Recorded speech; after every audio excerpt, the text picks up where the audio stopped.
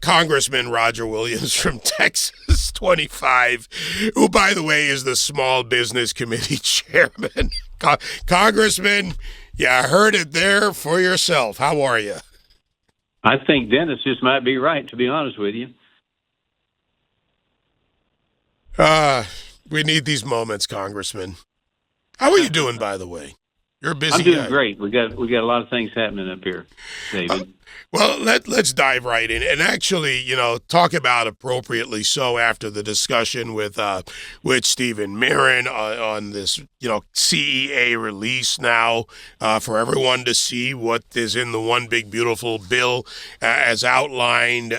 You're on the Small Business Committee, and we've heard from a number of small business owners across America in different areas, farmers, energy, you name it, about the potential effects of this bill. So let's talk from the small business perspective.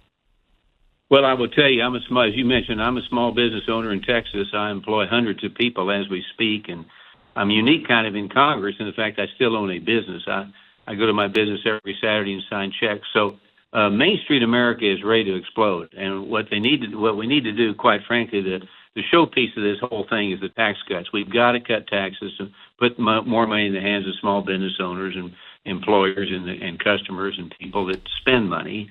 And so we've got to get this thing passed, but it's the tax cuts that are turning everybody on. In my district, it's tax cuts, it's 100% expensing, it's regulations, it's military pay, all that's in there.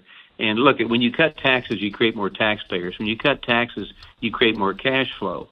And that's where we are, and we need to make all this permanent, and that's where we're heading. One of the things I think that gets left out of this discussion, and I'm glad you are a small business owner, people need to understand in this country, and I think they sometimes just miss it through no maybe direct or deliberate act, what is really a small business. And if you just look at the IRS definition, it's a corporation or a partnership of some kind with assets under $10 million. We're not talking about the little side hustle here. We're talking about under $10 million, which means up to $10 million. Well, it's always been what is a small business, and there's that formula, and there's also 500 employees or less. You can name all kinds of ways. The truth of the matter is, David, most every business, big or small, what size are, is a small business. Businesses all have the problem with access to cash flow. They have problems with, inventories. They have problem with taxes. They employees and so forth. So really, as chair of the Small Business Committee, we kind of represent everybody. But the main thing is 99% of the businesses in this country are considered small businesses. When I say that, I'm talking about 500 employees or less. 75% of the payroll, 75% of the workforce is done by small business, Main Street America. And, entrepreneurship and risk and reward is still paramount in our country. That's what built our country, and that's where we need to get back to. And that's why cutting taxes and cutting regulations, letting our banks breathe again, David. A lot of our banks have been hurt because there's so many regulations put on them. If they wouldn't make loans, it was almost cheaper not to make a loan than to make the loan, and small business got affected with not able to get their money for payroll or investments or whatever. So we need to pass the tax cut bill. All trickles down to that. And small businesses, like we talked about, 10 million or 500 employees or less, will grow this economy like we haven't seen before. You talked about we've talked about the tax rates. You mentioned expensing, and that's broken out, equipment, R&D, and another part of this, which I think people underestimate or not cover enough, which is full factory expensing. When you look at the growth of small businesses, and your points are well taken about every business is an element of a small business in some ways, the fact that when businesses develop and grow, they need to have a good path to that expansion to become a bigger business, which is better for the economy. And these expensing deductions are key to that. No question. I mean, I can tell you as a small business owner, I was able to increase the size of my facility because I could 100% expense the equipment that I put in the business. And this is huge, and it works because You buy a piece of equipment, you expense it 100%. And then you buy another piece of equipment the next year, expense it 100%. You create cash flow to create more operating cash, to create more payroll, to create more workforce, create more opportunity, and it's the way it works. You can't tax. You can't tax and expect small business to grow, but you cut taxes and put money in the hands of small business owners that will not save it; they'll spend it. Then business grows, and you get more jobs, you create more taxpayers. There's another element that doesn't, you know what, I say overlooked. A lot of people focus on the big ticket items.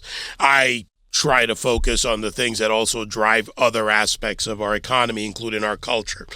Permanent extension and enhancement of the opportunity zones and those incentives in distressed areas. Why I bring that up, the person out there who's looking for a path forward based on what they're able to do. The small bank that may want to loan locally under SBA guidelines for that matter.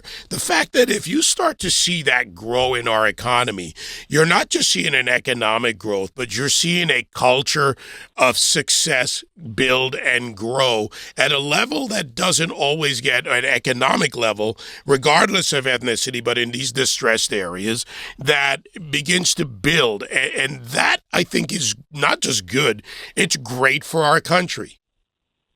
No question about it. You start out small, and you have an opportunity to be big in this, in the capitalistic system we have. And there's a lot of rural areas that have an opportunity to grow when you put a business in there. So look, it's all about risk and reward. It's about opportunity.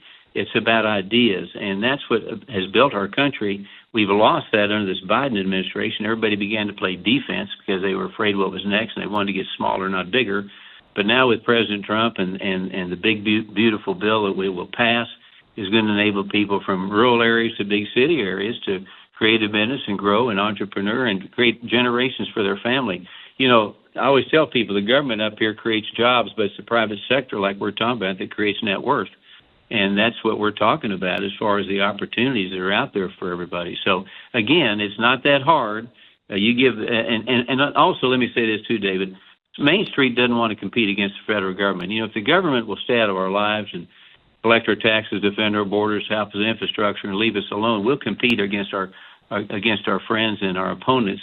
And the person that it benefits from competition is and not competing against the government is the consumer. I mean, and that's all. Again, the consumer gets tied in it. They get better service. They get better opportunities to do things. The business sells more. The business grows.